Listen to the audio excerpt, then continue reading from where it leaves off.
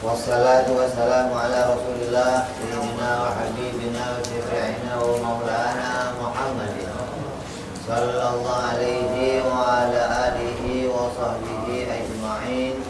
Amma ba'du.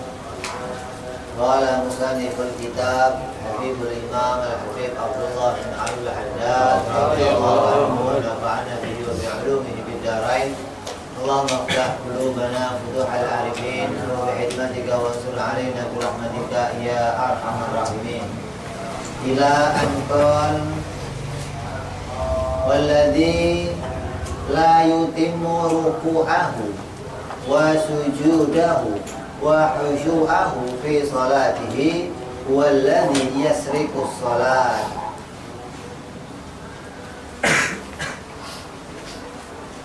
Dan adapun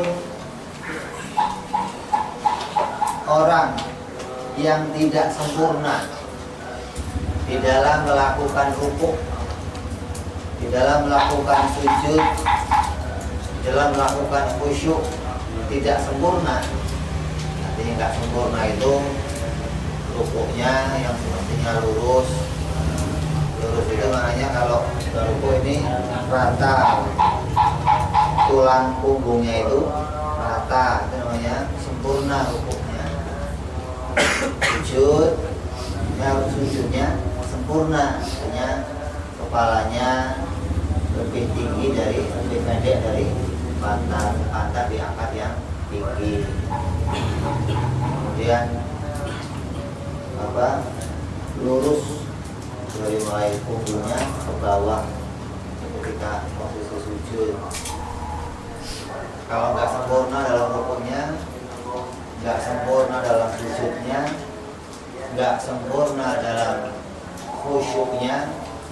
Khusyuk yang nggak sempurna itu maknanya hatinya masih banyak berbicara. Ketika sholat, hatinya ngomong macam-macam. Ketika sholat, pikirannya bayangin macam-macam, nggak sempurna khusyuknya. Dikatakan wa huwallazi yasriqu shalat, maka dia termasuk orang-orang yang mencuri di dalam sholat. Ada orang sholat tapi hukumnya orang mencuri. Ini bukan mencuri itu cuma di luar sholat saja.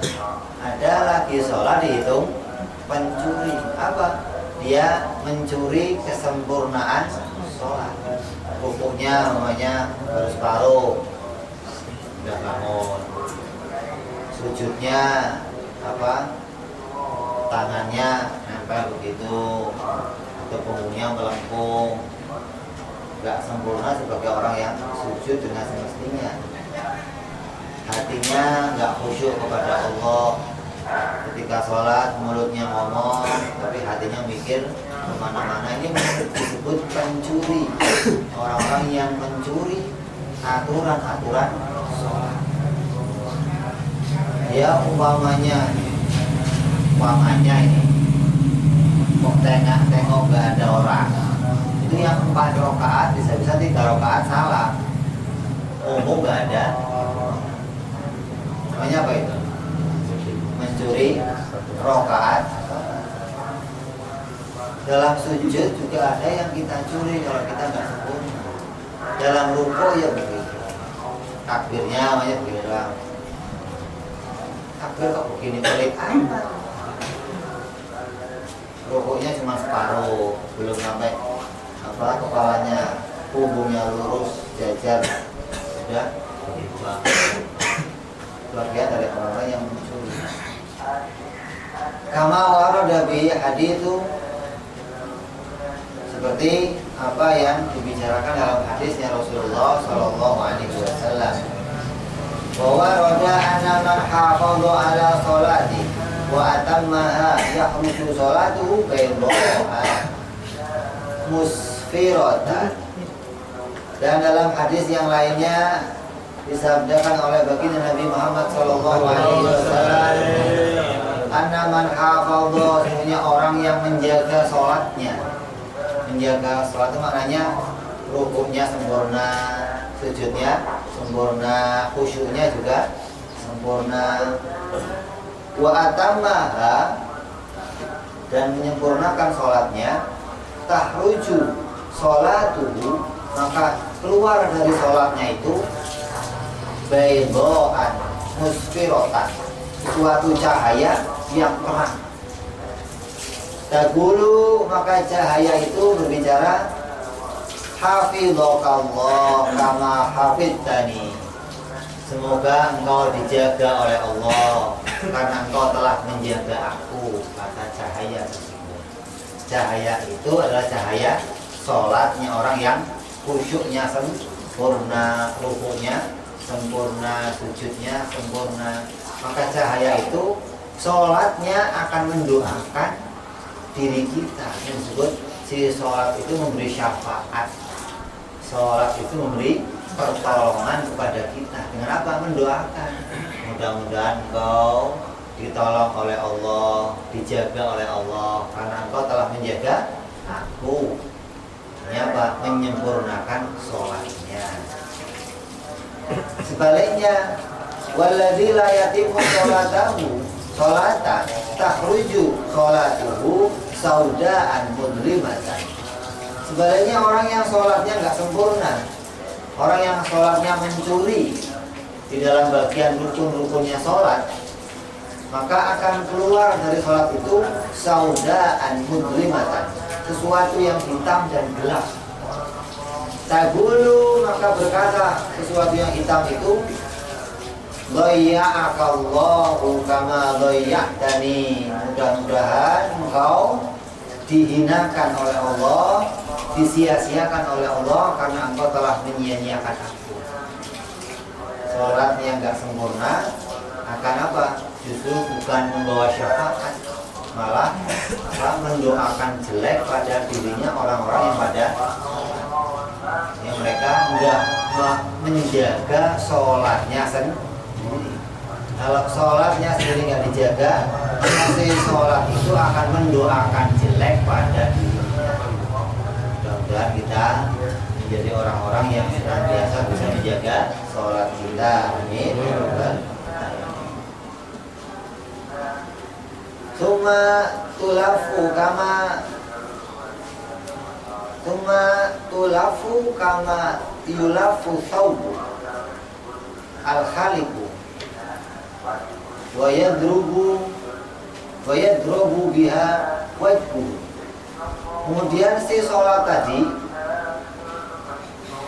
digambarkan kayak kain yang dilipat-lipat, kain yang mudah dilipat. Di orang yang sholatnya nggak sempurna, ini sama aja menghadiahkan sesuatu kain yang bisa dilipat-lipat. Kainnya diambil oleh tuannya, dilempar ke mukanya, sesuatu yang nggak ada harganya. Jadi, cahaya yang gelap tadi sesuatu yang mendoakan jelek pada kita. Digambarkan yang lain sama aja kayak kain yang dilipat-lipat dilempar ke muka kita. Jadi, sesuatu yang mau kita hadiahkan, mau kita berikan, malah dilempar kembali kepada bukan sesuatu yang dianggap barang yang berharga.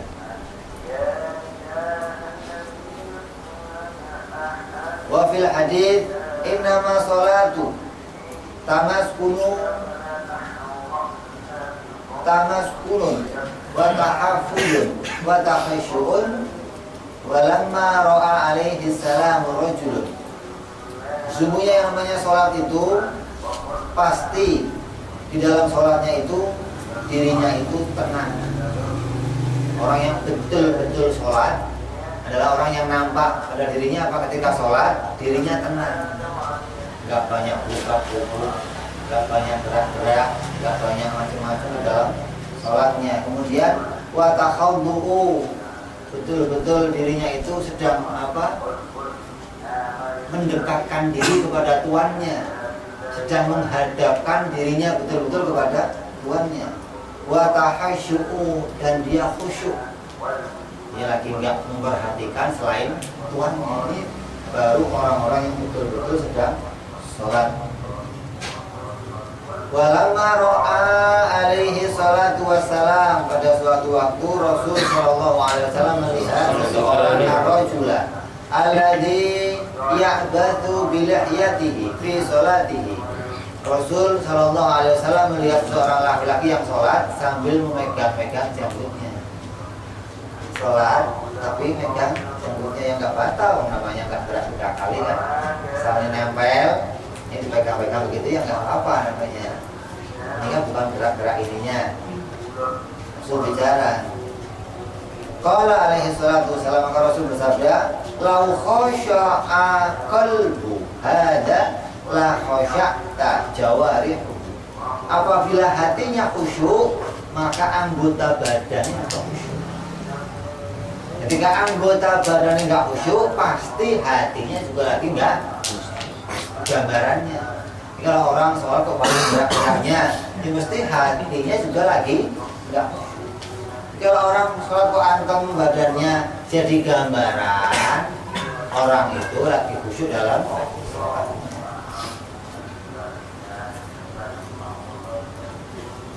Wabayana, maka menjadi jelas anna khusyu'a jawarihi min khusyu'i qalbi.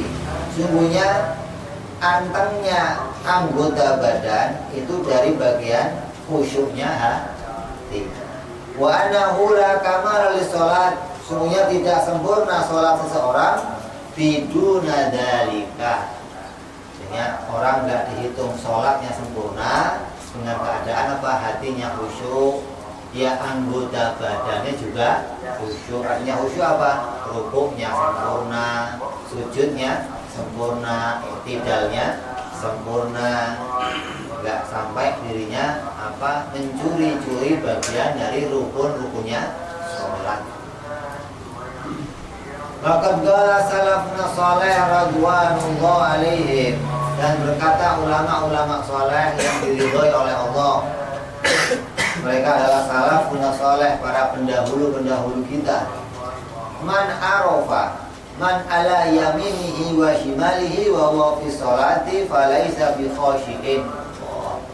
Orang yang masih tahu ada di sebelahnya siapa saja, sebelahnya ngelakuin gerakan apa saja, maka orang itu belum khusyuk hatinya.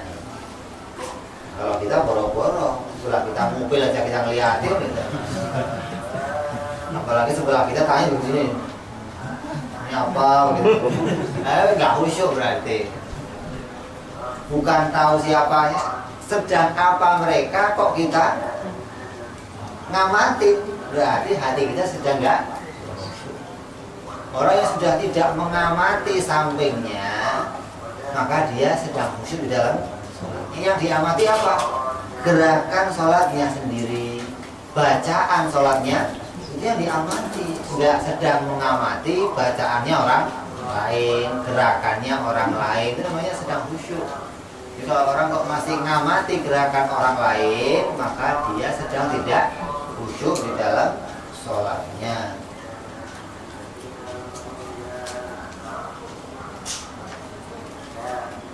Waqad balagha khusyu'u fi sholatin, dan diberitakan tentang khusyuknya seseorang di dalam sholat. Ini banyak orang-orang yang sholat yang tingkat khusyuknya bisa sampai luar biasa. Birijalin minas salafi soleh, seorang laki-laki dari kelompoknya orang-orang salaf, artinya orang yang hidup sebelum tahun 300 Hijriah, namanya orang-orang salaf. Mablaghan ajiban, sebuah berita yang sangat mengherankan, sebuah berita yang sangat ajib atau bagus untuk didengar. Pemindalika anna ahadahu kana yaqa alaihi tayrun wa huwa qa'imun bis salati aw sajidun. Ada seorang laki-laki yang ketika sholat burung nemplek pada dirinya. Lagi sholat ditempelin burung. Kok ditempelin kenapa? Anahu haitun aw jamidun. Dirinya anteng, nggak gerak kayak patung sama-sama. Dikira burung itu patung. Burungnya hingga banget gambaran khusyuknya hati, sampai badannya aja nggak bergerak. Kok anteng burung nempel ke situ. Ada lagi sujud lama nggak gerak, dikira batu, ada burung nempel di atasnya. Banget apa ini? Khusyuk hatinya ketika menghadap kepada Allah Subhanahu min syiddati hatihi, dari sangat antengnya dirinya, wa tuli qiyamihi wa sujudihi, dan lamanya dia berdiri juga lamanya dia sujud.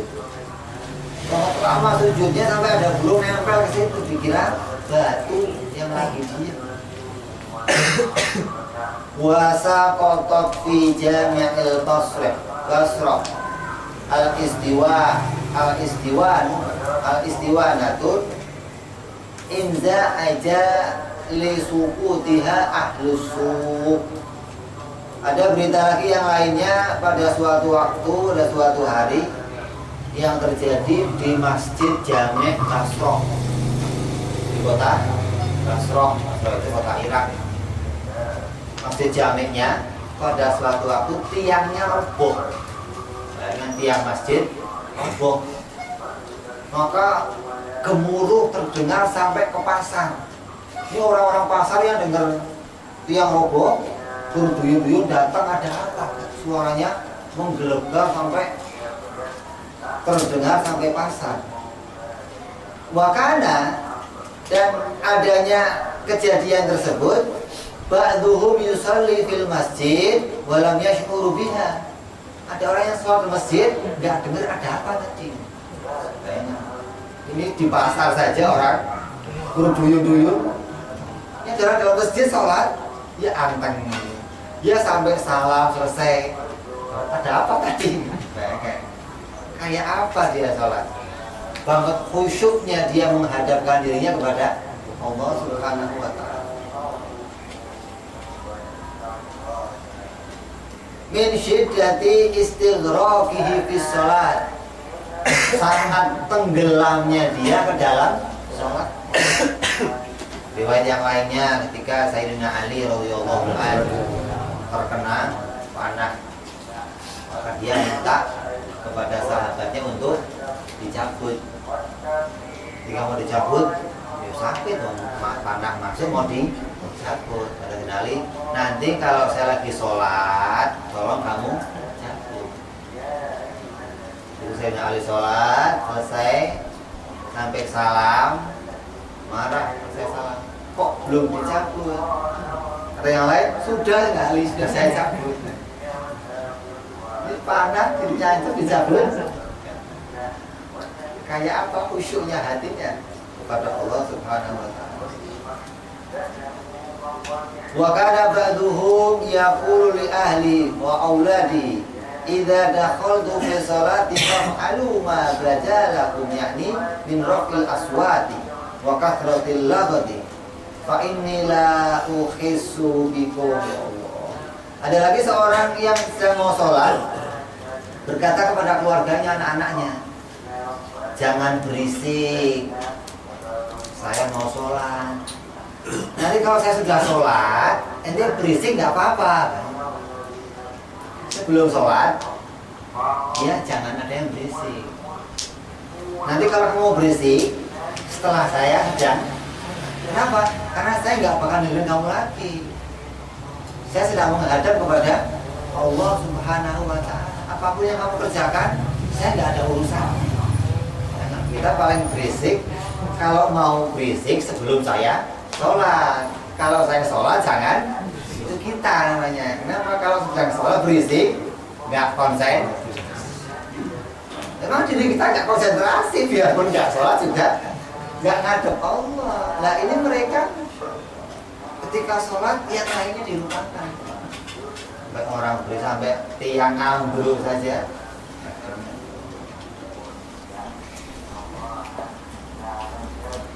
Fakanu rubama yadribuna bidufin innahu wala yashkur. Terkadang apa? Ada yang sampai memukul rebana di sebelahnya main, dia nggak dengar.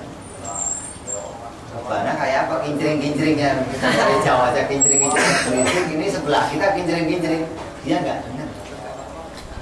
Di banget khusyuknya di dalam sholat, artinya menghadap kepada Allah. Waktu rokok Baitu Ali bin Husain radhiyallahu anhu wa ardhahuma wa ardhahuma. Pada suatu hari terbakar rumahnya Imam Ali bin Husain radhiyallahu anhu, cucunya Rasulullah sallallahu alaihi wasallam, anak Sayyidina Ali, anak Sayyidina Husain. Namanya Ali yang punya julukan Zainal Abidin, orang yang istimewa kalau sujud, kalau ibadah. Suatu hari ketika rumahnya terbakar, bahwa sajidun, dan di dalam rumah dia sedang sujud kepada Allah Subhanahu wa Ta'ala. Faja'alu yasihu ala hinnar, orang nari api. Biasanya Rasul ada api, orang teriak semuanya. Dia walam yarfa, dia enggak bangun sama sekali. Orang teriak-teriak segitu kencangnya, dia enggak bergeming dari sholatnya. Walam yarfa ra'sahu falamma faragha min sholati, ketika selesai sholatnya kila, ditanya, ini kenapa kamu nggak bangun, apa nggak dengar kami teriak kurang kencang apa?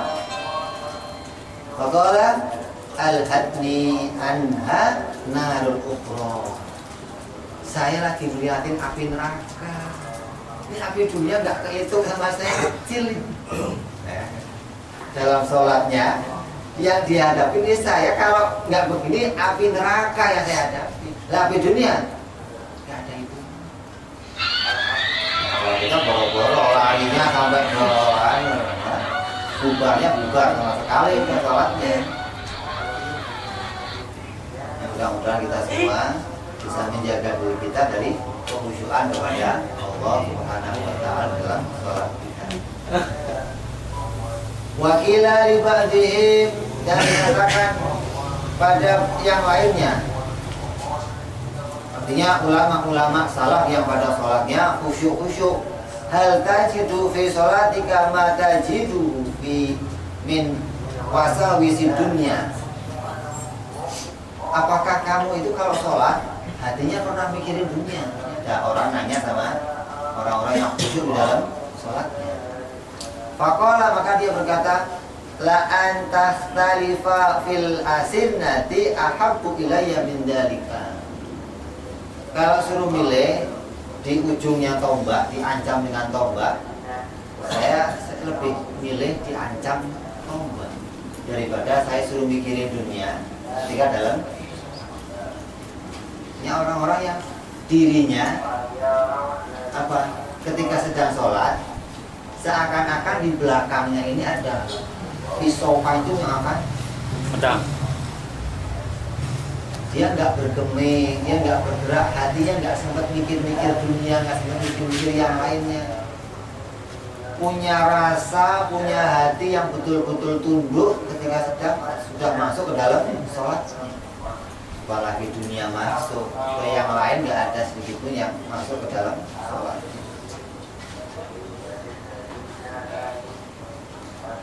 Wakila li akhara, ada lagi yang lainnya ditanya, hal tuhaditsu nafsaka fi sholati bi syai'in, apakah kamu ketika sholat hati kamu pernah ngomong yang enggak? Kita sholat bagaimana? Mulutnya ngomong apa, hatinya ngomong apa? Ada seorang ulama ditanya, apa kamu kalau sholat hatinya pernah ngomong macam-macam? Orang tersebut menjawab, faqala wa hal syai'un ahabbu ilayya min sholati. Apakah ada yang saya cintai melebihi sholat saya? Maka apa yang mau saya ngomong? Saya sedang berada dalam sesuatu yang saya cintai. Maka yang lain nggak terpikir untuk saya bicarakan. Nah kalau kita enggak. Ketika sholat banyak sesuatu yang kita bicarakan. Mereka apa yang kita bicarakan itu yang kita harapkan. Lah mereka ini orang-orang yang ketika sholat ini sudah puncaknya harapan mereka apa? Bisa sujud dan rukuk di hadapan Allah Subhanahu wa Ta'ala. Sudah puncak ibadah bagi dia. Gak ada kesenangan yang lain untuk dirinya selain sujud dan rukuk di hadapan. Kalau kita kan gitu. Mesti mikirin ono sendal jual mesti dipikirin lagi.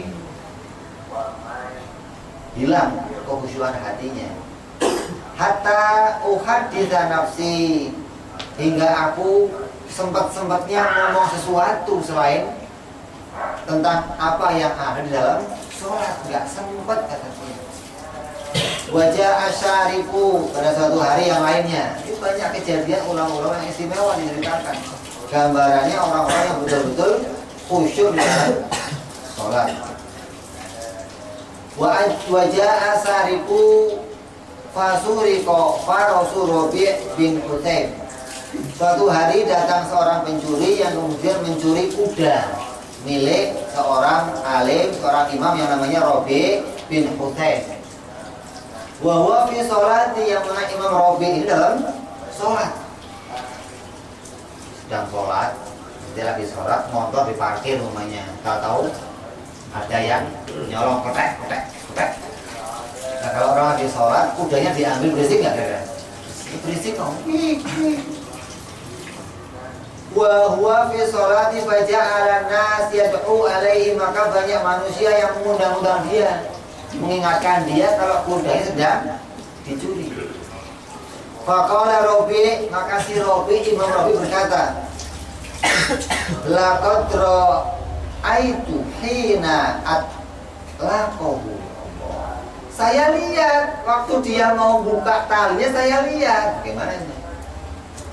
Dia lagi sholat, depannya motor diketek-ketek. Ini lihatin bagaimana kira-kira? Ini kata Rabi, saya lihat ketika dia lagi buka tali kuda saya. Faqalu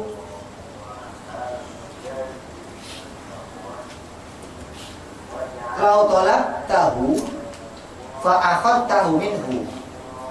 Kalau waktu itu saya kejar, saya bisa dapetin dia. Faqala, kenapa enggak begitu? Karena sholati ahabbu ilayya min farosi. Sholatku lebih kucintai daripada kuda. Sholatnya ngadep tuannya lebih berharga daripada kuda. Nah kalau kita boro-boro sendal aja dikejar, sendal hilang, baru sholat kok sendalnya hilang, masya Allah. Sholatnya nggak kanggu. Apalagi motor. Masa itu kuda harga berharga. Orang punya kuda, sudah punya kendaraan, kayak sekarang punya motor. Ini kok bisa punya kuda? Ketika kasih sholat, di depan matanya kudanya diambil. Kata dia apa? Saya sanggup saja ngambil kuda itu, tapi saya mau ninggalin sholat ini sayang. Ini saya lagi menghadap Tuhan yang Maha Agung. Ini lebih saya cintai daripada wa minhu fi hilin. Ya sabar, saya halalkan kuda itu. Nah kalau ini sudah belain sholat, kenapa? Karena di tengah-tengah nih, lagi makmuman sholatnya berjamaah di tengah-tengah. Kok kudanya motor diambil mau keluar bagaimana? Nggak keluar, selesai salam lapor polisi. Boro-boro mau menghalalkan. Oh baru saya, emang motor bayangkan. Ini selesai sholat salam, anak halal.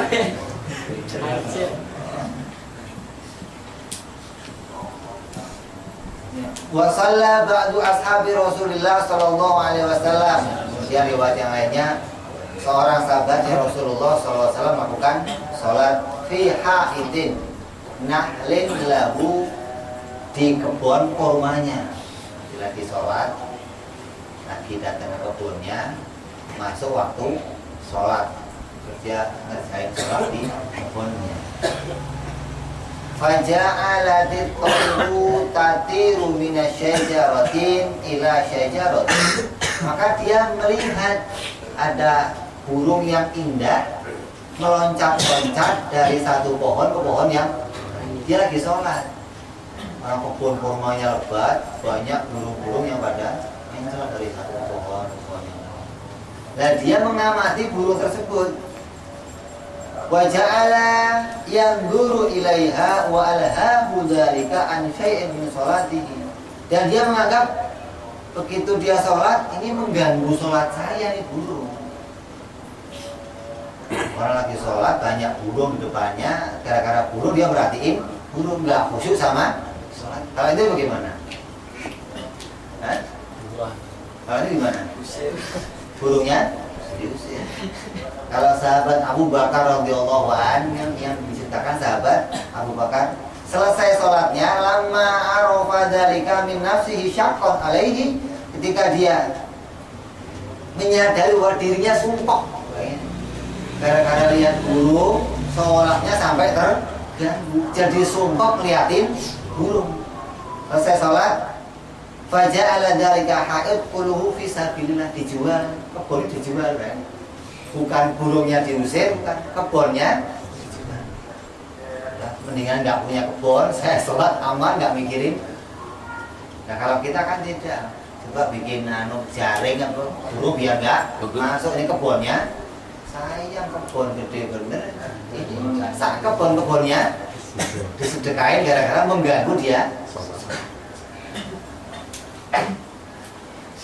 Lima alhahu an sholati, karena gara-gara dia sumpah mengganggu atau tidak membuat dia khusyuk dalam sholatnya. Kemudian qultu, berkata Habib Abdullah bin Al-Haddad radhiyallahu anhu, wa hadza kulluhu li ma'rifati salaf shalih ridwanullah anhum bi jalalati qadri shalah. Yang demikian ini banget mengetahuinya mereka para salafun sholeh tentang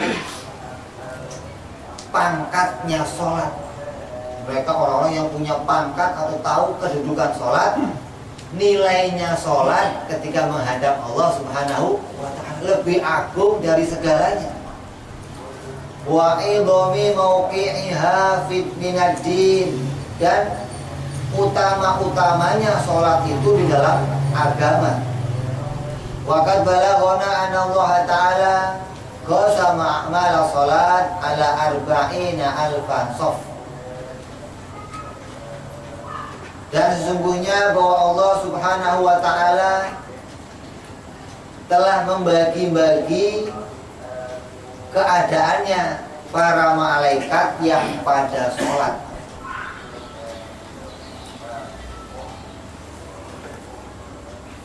dengan pembagian 40.000 shaf.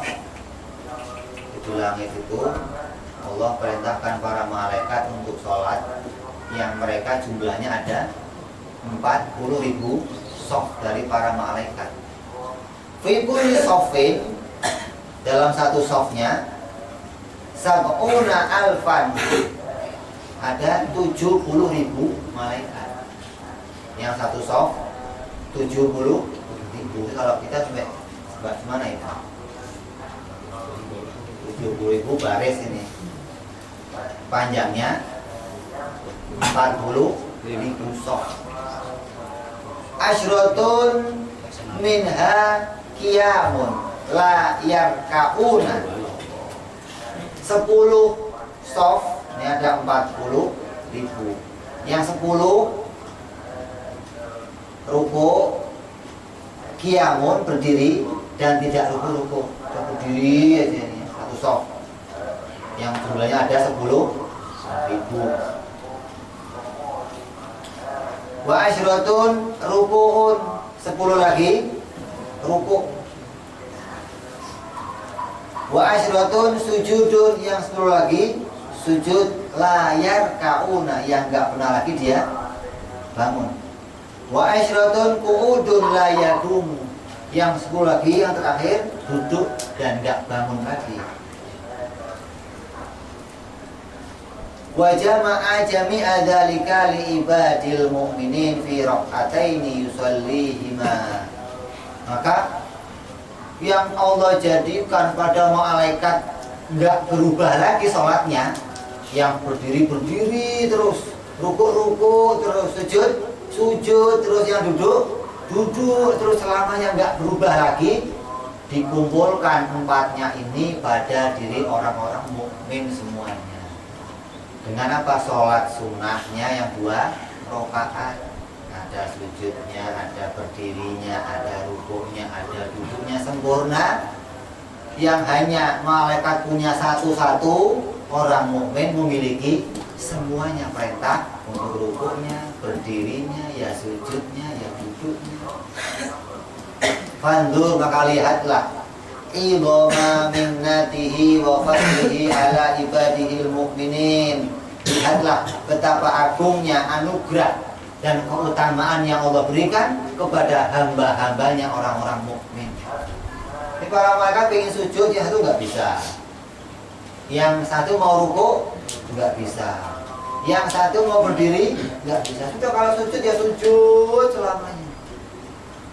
Kita disempurnakan punya keempat-empatnya, ya punya berdiri, ya punya rukuk, ya punya sujud, ya punya duduk. Makanya kalau ada orang umpamanya sholatnya sujud, saya kalau sholat sujudnya lama, kalian sebentar doang, yang paling lama sujudnya itu saya. Tanya kalau sama malaikat sama mana? Tanyain. Malaikat yang sujudnya lama nggak bangun lagi aja nggak sombong gitu. Ini baru 2 menit sujud aja. Kita rokoknya kayak ayam, ceplok sebentar, sujud sebentar. Kok mau di sombongi? Apa sih?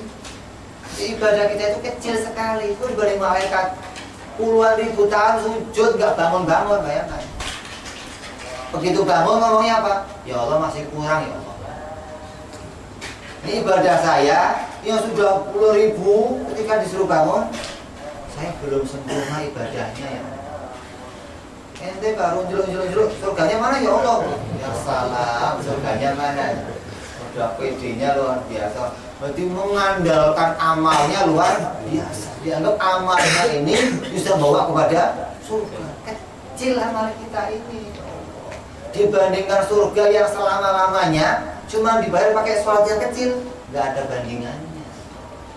Surganya Allah ibarat ini punya gaji ini, orang digaji 2 miliar gajinya. Kerjanya apa? Beli rokok, nggak pantas amat gitu. Beli rokok gajinya 2 miliar. Itu saat ini nggak ada bandingannya. Surga yang selama-lamanya ente ukur cuma sholat dulu. Ini kecil, bukan ukurannya sama sekali. Itu sholat yang kita lakukan butuh apa? Pengabdian kita kepada Allah. Bisa disebut hamba dengan sholat, kita sudah beruntung. Bukan dengan sholat mau minta yang lain-lain, bukan. Bisa disebut hamba dengan sholat, kita sudah beruntung. Mudah-mudahan sholat kita ini dihitung oleh Allah sebagai sholatnya orang-orang mukmin. Amin ya Rabbal. Kemudian waqad qala alaihi salatu wassalam, maka berkata Rasulullah sallallahu alaihi wasallam, mithlu shalawatil khamsi mithlu nahrin ghamrin ala babi ahadikum. Salat yang 5 waktu ini digambarkan seperti bengawan atau sungai yang pintunya ada di depan kalian semuanya. Punya rumah, depannya ada bengawannya, ada sungainya, ada danaunya.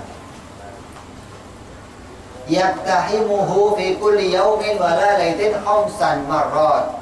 Maka kalian mandi ke dalam bengawan itu, sungai itu, danau itu sehari 5 kali. Afatarawna dzalika yubki alaihi min daranihi syai'an. Apakah mungkin jika kamu mengerjakan itu, pada diri kamu akan tertinggal kotoran? Hah? Orang ini mandi 2 kali sehari, kadang sehari aja bersih. Ini mandinya sehari 5 kali, kinclong badannya, nggak ada lagi sisa-sisa debu di dalam dirinya, nggak ada kakinya. Qalu la, maka nggak ada ya Rasul. Wa qala alaihi salatu wassalam, maka Rasul bersabda, ila sholati kafaratun lima bainahuma. Maka sholat itu adalah penebus dosa antara 2 waktu sholat kamu. Idza tunibatil kabairu wa kana, apabila kalian itu terkena dosa, yang dosa itu bukan dosa-dosa yang besar.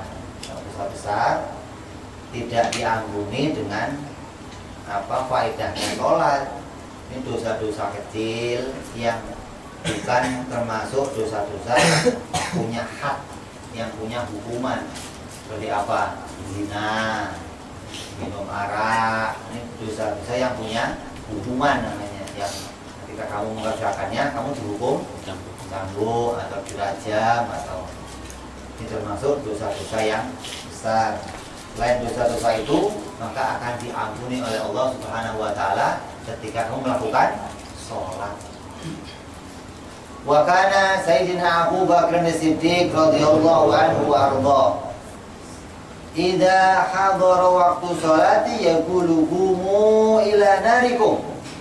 Ketika masuk waktunya sholat, maka Sayyidina Abu Bakar berkata, ayo kalian sholat semuanya, ayo kalian berdiri kepada api kalian semuanya.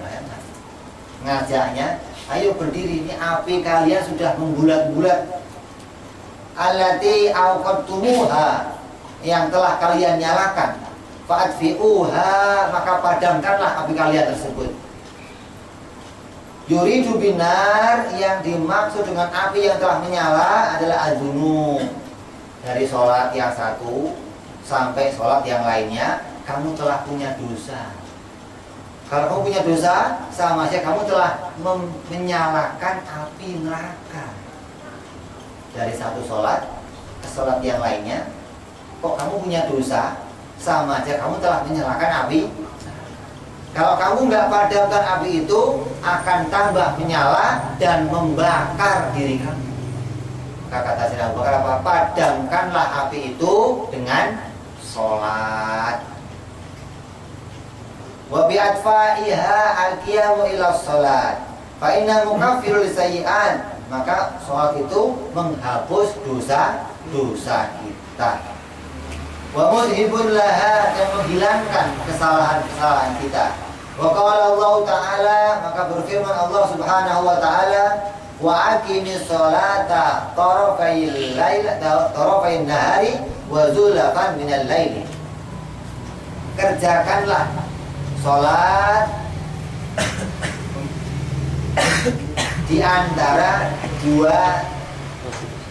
siang. Di antara 2 siang.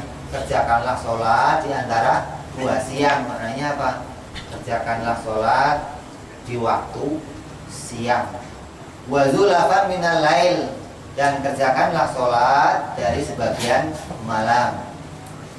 Maknanya jangan pernah meninggalkan sholat-sholat yang diperintahkan oleh Allah Subhanahu wa Ta'ala, yaitu subuh, asar, subuh, zuhur, asar, maghrib. Innal hasanat, yang namanya kebaikan, yudhibnas sayyi'at, itu menghilangkan atau menggeser adanya kejelekan. Sebuah kebaikan itu keadaannya menggeser sebuah kejelekan. Dzalika dzikrul lidzakirin. Wa qad warada anna hadhil ayat nazalat fi rajulin asaba min imra'atin ma duna zina Wajah ila Rasul sallallahu alaihi wasallam. Hal ini terjadi ketika zamannya Rasulullah sallallahu alaihi wasallam. Pada suatu hari ada seorang laki-laki yang habis pulang berbuat maksiat. Habis cari tanker dah. Habis cari apa ini? Tanker. Tanker dari Malang depan ya. Di depan habis apa? Memek-memek. Komplit. Pulang. Sadar, lapor ke Rasul, ya Rasul, saya berdosa ya Rasul. Saya telah berbuat begini. Saya telah mencium wanita, saya telah berbuat megang-megang wanita ya Rasul. Maka saya minta dihukum had ya Rasul. Saya minta dicambuk, saya minta dihukum untuk membebaskan saya dari dosa saya yang telah melakukan hal tersebut ya Rasul. Kalau ini ngumpet, nah, nanti habis ngomong-ngomong ngapain? Ngumpet. Ada yang habis ngomong cerita, tadi malam saya gila lagi. Orang nggak menganggap dirinya dosa, enggak ceritain orang, saya dapat yang baru. Lalu apa? Baru datang. Bukan menyesal, malah bangga. Ini ada pada zaman Rasul yang namanya tempat-tempat prostitusi itu enggak ditutup sama Rasul. Sedikit demi sedikit habis. Kenapa? Pelanggannya enggak ada. Dia datang ke Nabi enggak balik lagi. Datang ke Nabi enggak balik lagi. Ini orang kok biasanya lewat mampir ngeluyur aja enggak ada yang mampir gitu. Lama-lama apa? Tutup. Isi perempuannya ke Rasul iman. Ke Rasul iman tutup. Bersih, nggak ada produk-produk iblis habis, nggak ada lagi udah mana. Ini ada seorang yang habis pulang lapor ke Nabi, ya Nabi saya minta dihukum ya Nabi, saya telah berbuat dosa. Falam yurid alaihi, maka Nabi tidak mencambuknya. Hatta uqimatis sholat, sampai ketika datangnya waktu sholat. Ketika waktu sholat datang, Nabi perintahkan kamu, wudu sana. Ayo kita sholat bersama-sama. Falamma faragha alaihi salatu wassalam min sholatihi, ketika Rasul selesai dari sholatnya, istahdarahu, maka dia menghadirkan orang tadi. Tadi yang mau dicambuk mana, sini kemari orangnya. Selesai sholat bersama sahabatnya. Orang tadi suruh ke depan. Faqara'a hadhil ayat, maka Rasul membacakan ayat yang namanya innas sayyi'at yudhibna hasanat. Innal hasanat yudhibna sayyi'at. Faqala rajul, maka laki-laki itu bertanya, ya Rasul, apakah ini khusus untuk saya atau untuk semua orang? Faqala bal huwa linnasi ammah. Ya Rasul, kamu telah diampuni dosanya oleh Allah dengan sholat kamu. Yang tadi ngemak-ngemak tadi itu, dengan sholat diampuni dosanya oleh Allah. Dengan hati dia mengaku merasa berdosa kepada Allah. Kemudian dia sholat, maka dengan sholatnya yang khusyuk, yang sempurna, Allah ampuni dosanya selain dosa-dosa yang besar, selain dosa-dosa seperti zina. Selama itu belum sampai pada zina dan kamu mengaku bersalah, kemudian kamu sholat, maka Allah ampuni dosa-dosa tersebut. Mudah-mudahan kita yang biasa ngomong-ngomong jadi ampuni dosa-dosanya oleh Allah Subhanahu wa ta'ala. Kemudian qultu, berkata sahabat Abdullah bin Al-Haddad radhiyallahu anhu, wa fihi dalilun anna saghaira minas sayyi'at yukaffiru bis sholawat. Ini menjadi dalil, ayat tadi menjadi dalil bahwa segala dosa-dosa yang kecil diampuni oleh Allah dengan adanya sholat. Begitupun dengan puasa Ramadan. Orang yang puasa Ramadan imanan wa ihtisaban ghufira lahu ma taqaddama min Karena dosa-dosa yang kecil diampuni oleh Allah. Selama setahun diampuni, dibersihin. Yang seperti apa? Dosa-dosa yang tidak sampai termasuk dosa yang besar. Dengan apa? Puasanya imanan wa ihtisaban. Itu setahun sekali. Ada yang tiap waktu kamu diampuni apa? Dengan sholat. Jadi dari sholat ke sholat, terkadang kita melakukan kejahatan atau kesalahan. Kalau Sayyidina Abu Bakar membayar apa? Dari sholat ke sholat kita telah menyalakan api neraka, maka padamkanlah api neraka tersebut.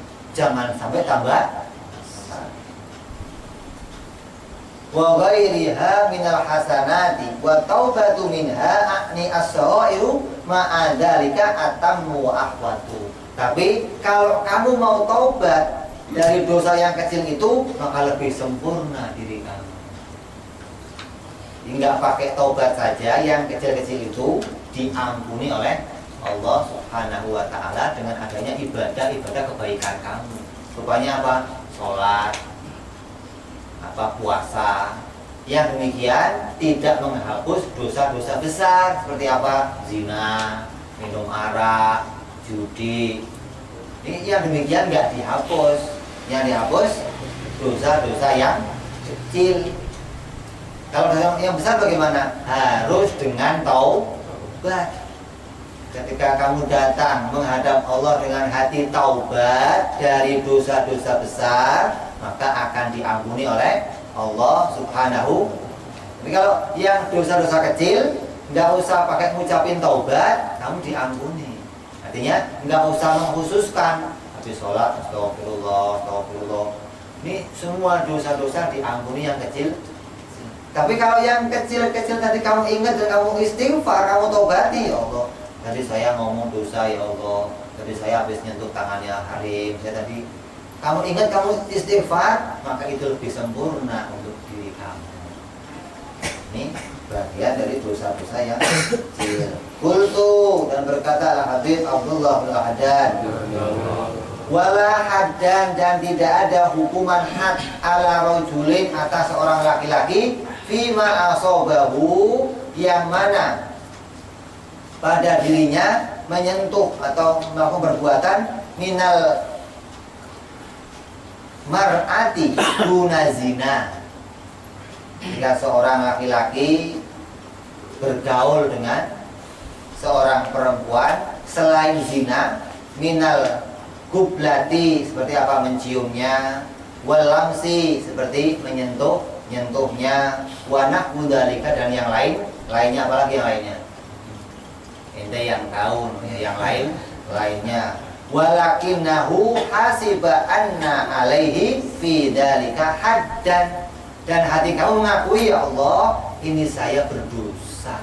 Walaupun ini enggak dapat had, tapi ini sebuah larangan atau dosa, sesuatu yang tidak diperintahkan oleh Allah, bahkan sesuatu yang dilarang oleh Allah Subhanahu wa ta'ala.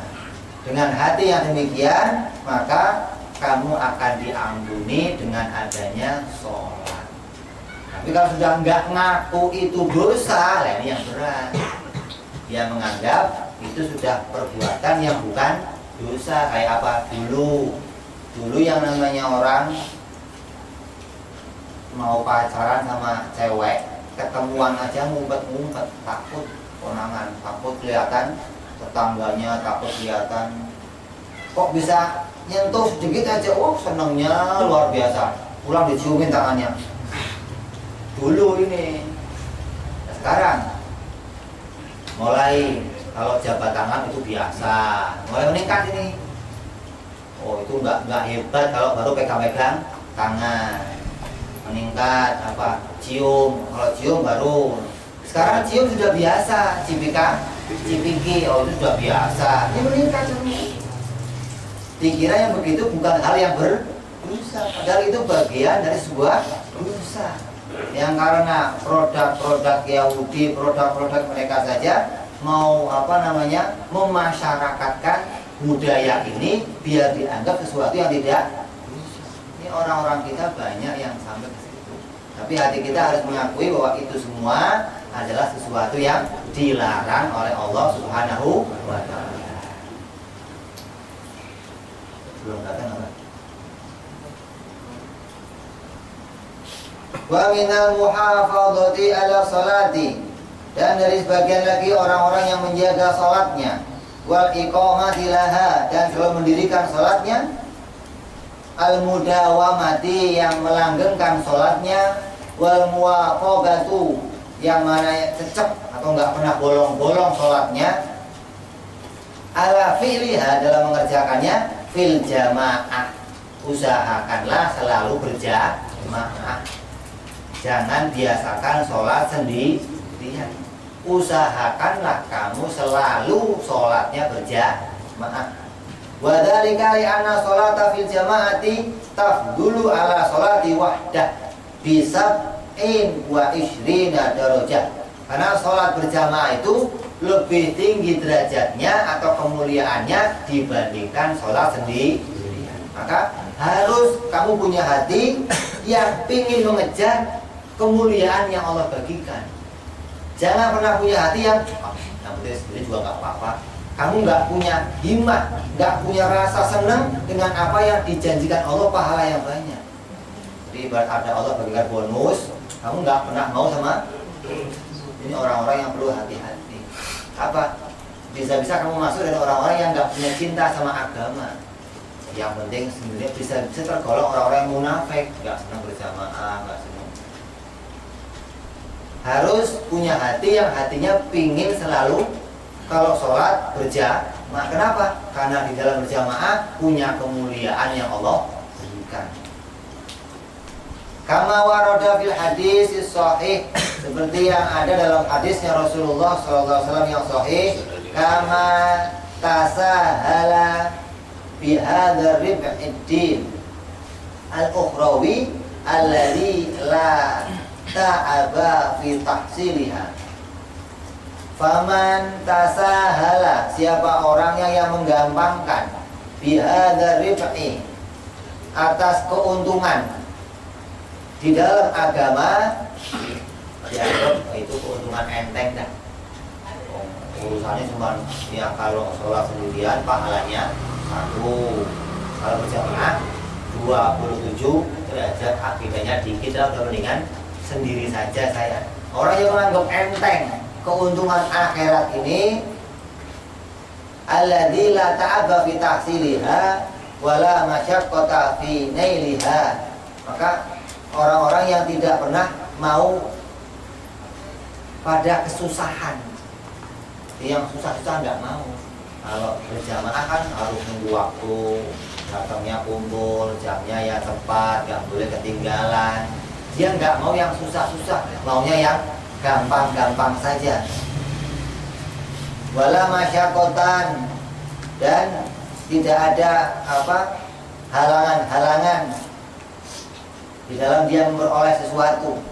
Faqad alumat an masalihiddin ghaflatuhu, maka dia telah lupa pada kemuliaan-kemuliaan agama.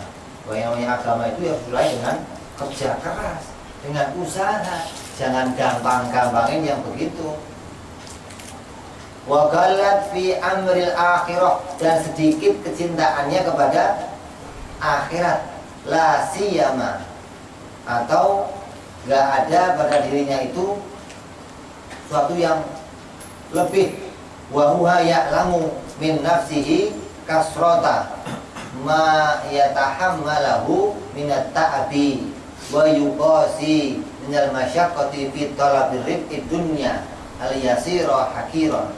Dia nggak sadar kalau dirinya itu mau mengambil keuntungan yang kecil dari dunia dengan kesusahan, dia mau. Bayangkan, yang hasilnya untuk dunia kecil dia usahakan sampai berat. Ini yang hasilnya untuk akhirat, dia nggak mau usahain. Padahal cuma datang berjamaah untuk sholat diantaranya. Ini orang-orang yang sedikit keinginannya untuk mendapatkan kemuliaan di akhirat. Wa ilaha sallallahu minhu syai'an tafihu bita'abin katirin, dan ketika dia mendapat hasil dari sesuatu yang dia kerjakannya sedikit, padahal dengan kerja keras susah yang luar biasa. Nasiya ta'abuhu, dia lupa pada susahnya di dunia ini. Seharian panas-panas ke pelabuhan, pulang dapat hasil. Ini hasil yang sedikit ini, kesusahan kita kayak hilang ketika dapat yang sedikit ini. Padahal susahnya luar biasa, pakai panas-panas pakai. Lah apalagi kalau kamu tahu nanti hasil akhirat, ya Allah. Susahnya kamu di dunia, kecilnya luar biasa. Ini hasil dunia yang banyak saja, yang sedikit saja bisa menghilangkan kesusahan kamu yang berat. Apalagi hasil luar biasa.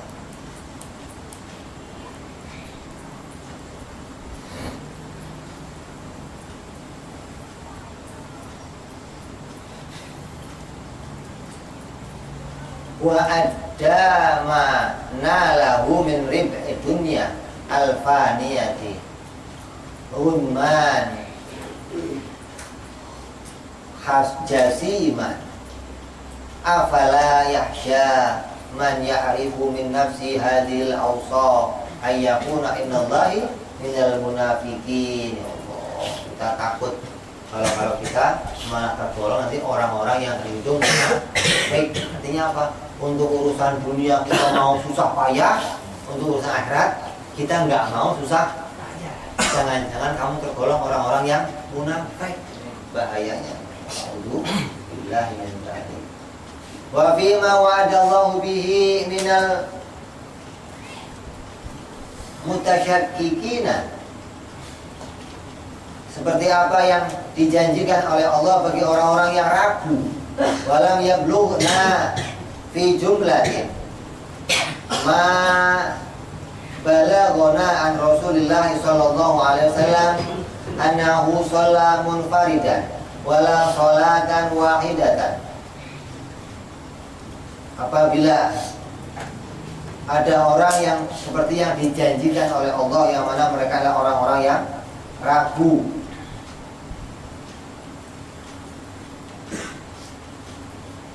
ma balagho, yang mana dibicarakan dari Rasulullah sallallahu alaihi wasallam, wa annahu, sesungguhnya Rasulullah sallallahu alaihi wasallam bersabda bahwa sholat munfaridan, sholat sendirian, wala sholatan wahidatan, yang sholatnya itu enggak sekali. Orang yang sering sholat sendirian, tapi sholatnya nggak cuma sekali, terus-terusan sholatnya sendirian terus, nggak mau mengusahakan untuk sholat berjamaah. Boleh sholat sendirian kalau betul-betul ketinggalan, sudah nggak ada yang diajak berjamaah lagi, baru sendiri. Kalau masih ada yang bisa diajak berjamaah, kita usahakan berjamaah, jangan meninggalkan sholat berjamaah.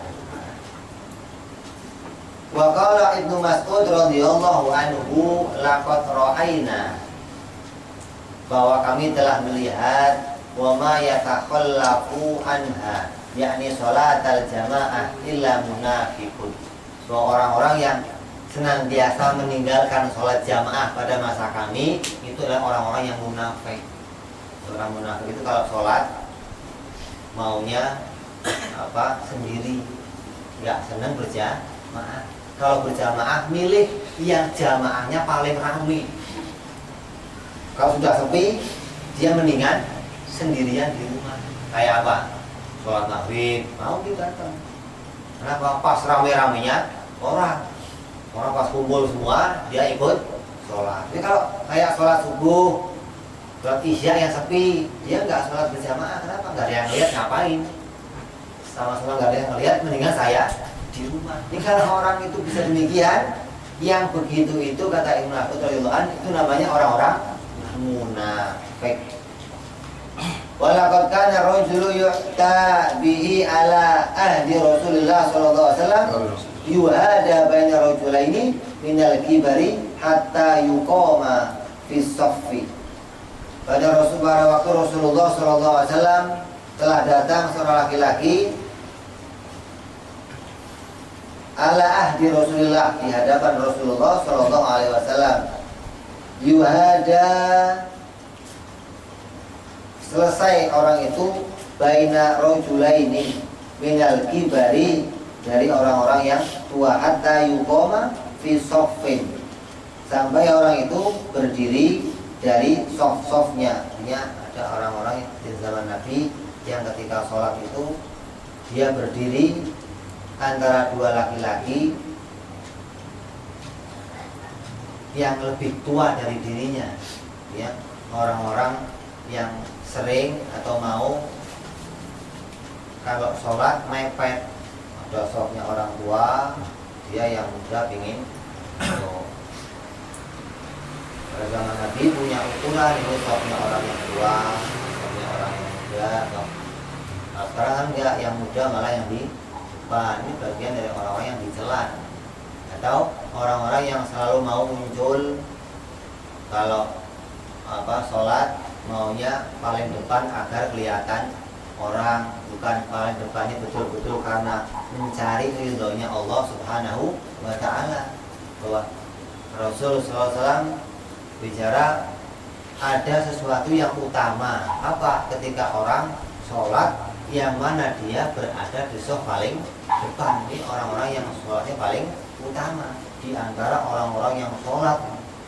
Kalau ada orang dua sholat, kok dia softnya paling pertama, maka dia termasuk orang-orang yang paling utama di antara yang lainnya. Bukan yang di depannya itu karena mau mencari selain ridhonya Allah Subhanahu wa Ta'ala. Seperti apa? Orang-orang munafikin, yang mana mereka ke depan itu hanya untuk mencari istishhar, untuk mencari apa? Ketenaran, untuk mencari biar dilihat sama orang yang lain. Kalau memang dia majunya ke depan betul-betul mau mencari ridhonya Allah, ini orang-orang yang paling mulia ketika dia sholat pada shaf yang paling depan. Walamma syaka Ibnu Ummi Maktum al-A'ma ila Rasulillah sallallahu alaihi wasallam. Pada sewaktu-waktu ada seorang sahabat yang namanya sahabat Ummi Maktum, masih ahlinya Rasulullah sallallahu alaihi wasallam. Ummi Maktum radhiyallahu an ini seorang yang buta. Dia menghadap Rasul untuk minta izin annahu la qaidan lahu wa dzakara lahu ma bil madinati yauma idzin minal abari wal hawami. Wah, dia minta izin, ya Rasul, saya ini jauh kalau mau ke masjid dan saya buta, sedangkan di tengah jalan itu masih banyak binatang-binatang liar, masih banyak sesuatu yang membahayakan diri saya. Saya minta izin, ya Rasul, biar saya dapat rukhsah untuk meninggalkan sholat berjamaah. Ini orang buta dari masjid jauh, di tengah jalan banyak binatang. Ini punya alasan yang kuat. Dengan alasan yang banyak itu datang ke Nabi, ya Nabi, saya minta izin untuk dapat keringanan tidak sholat berjamaah.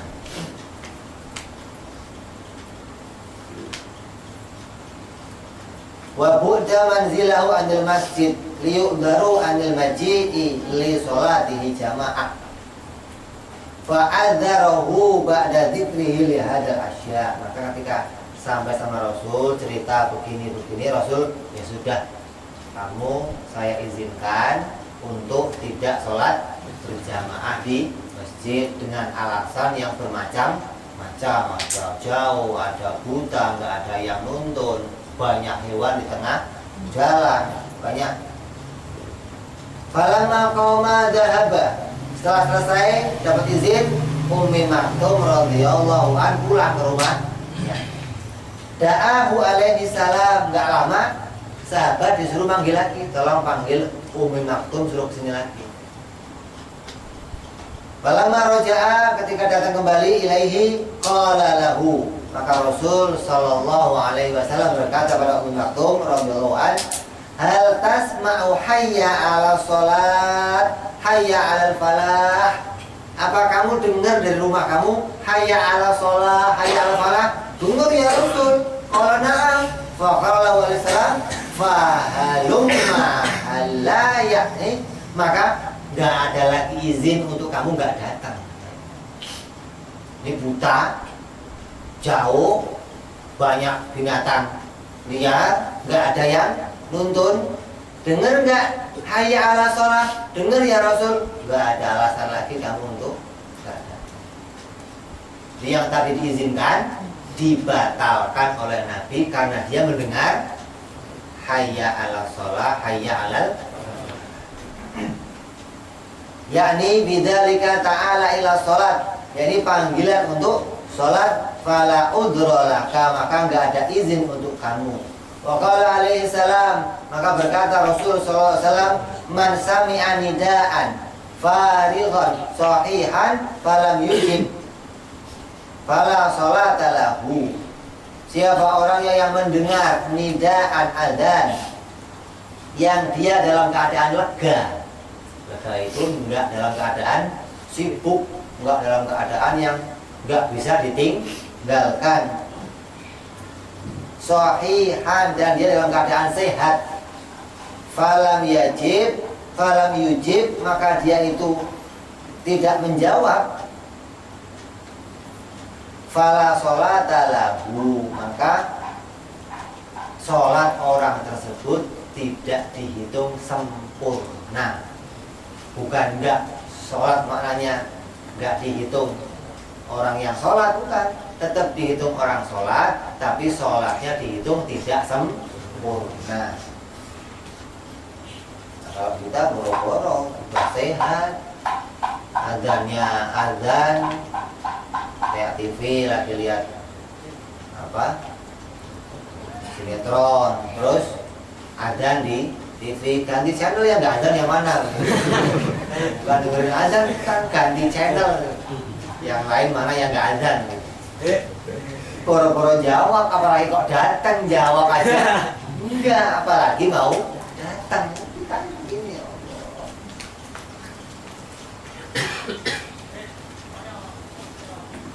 Wa qad hamma alaihi salatu wassalam bi ikhraqi, ya Allah, alhamdulillah, buyuti aqwamin alaihim bin narin kanu yatakhallafu anis sholati bil jamaah. Rasul berkeinginan apa? Membakar rumahnya orang-orang yang enggak pada sholat berjamaah, ya. Banget apa? Gedek banget, sumpek lihat orang-orang yang enggak mau berjamaah. Sampai diancam apa? Kalau sampai enggak berjamaah, sampai saya ini pingin bakar rumah kalian. Menunjukkan apa? Sangat cintanya Rasul kepada kita.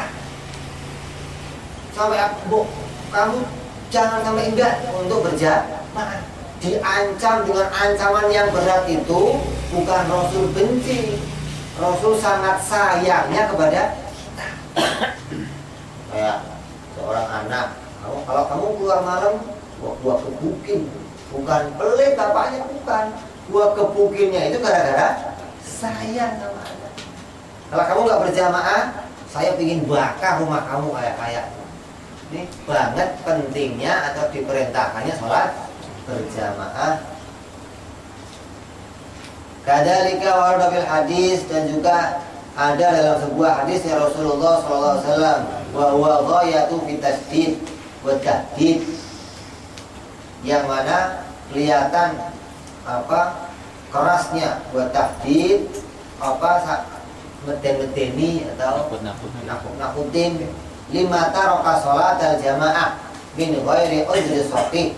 Banyak hadis-hadis yang keras, yang menakutkan, yang mana isinya mengancam orang-orang yang meninggalkan sholat berjamaah tanpa adanya uzur, tanpa adanya izin dari syar'i.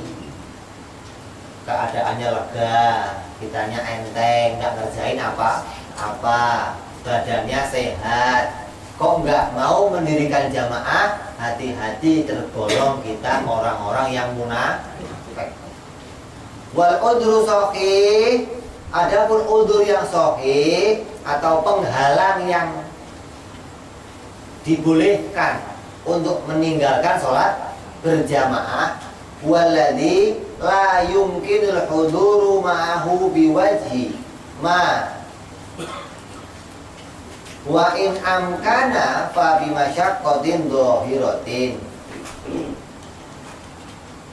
Udzur itu atau halangan itu seperti apa? Tidak mungkin bisa hadir. Yang halangannya itu bagian apa? Yang dia tidak mungkin bisa dihadir kalau ada halangan tersebut. Seperti babi masyakotin, kalau dia hadir maka terjadi hal yang sangat masyakot atau bencana atau apa, sesuatu yang membahayakan dirinya. Ya suruh ala aksorin ala aktarinas, yang mana sulit bagi banyaknya manusia. Tahammuluha, yang ketika mendapati hal tersebut. Wa ma'adzalika fal huduru afdalu wa thawabu fihi aktaru. Maka ketika ada udzur itu dia nggak datang, maka dia tetap mendapat kebaikannya. Contohnya apa udzur itu? Sakit, main cret. Saya main cret tapi mau maksain ke masjid berjamaah, gimana kira-kira? Ya bisa malah ngerepotin orang banyak malah. Berjamaah yang berpahala banyak, main cretnya ngurusin orang banyak ribet. Kayak main cret itu diantara udzur-udzur yang sahih. Saya nggak bisa ke sono ini kenapa? Lagi mules. Nah kadang nggak mulus, dimulus-mulusin gitu. Sakit perut saya, gitu. Sakit perut beneran.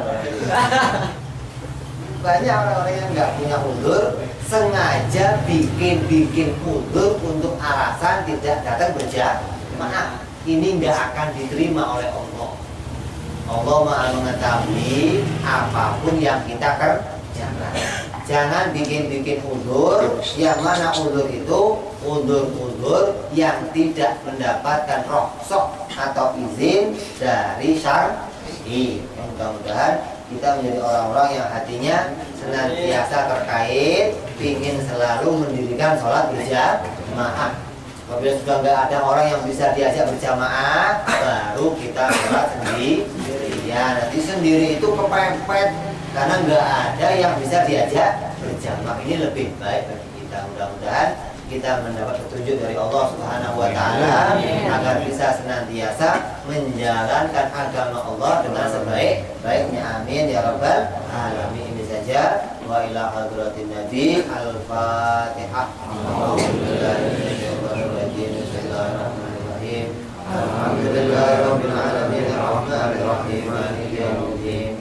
Iyyaka na'budu wa iyyaka nasta'in ihdinas siratal mustaqim.